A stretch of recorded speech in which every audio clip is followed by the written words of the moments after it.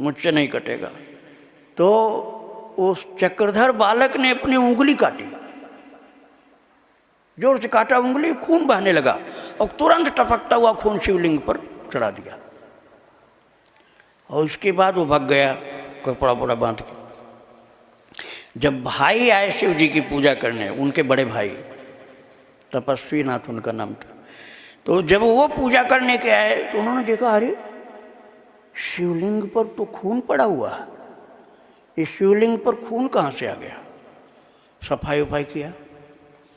और फिर दूसरे दिन आए, जब दूसरे दिन तपस्वी नाथ जी आए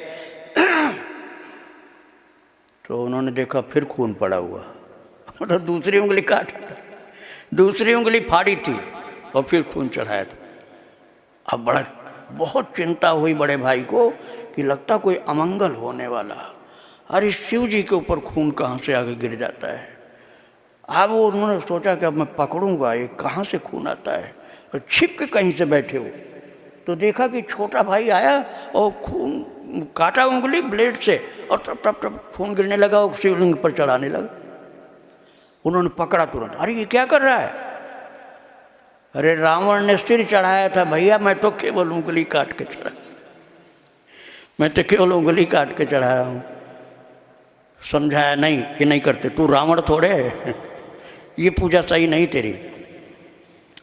अब उसके अगले दिन क्या घटना घटी कि कोई मृतक लोग कंधे पर ले करके जा रहे थे दरवाजे के सामने से, तो अब उनको याद आ गया चक्रधर बालक को कि मुर्दा जहाँ फूंका जाता है वहाँ की राख भगवान शिव जी लगाते हैं अपने शरीर में।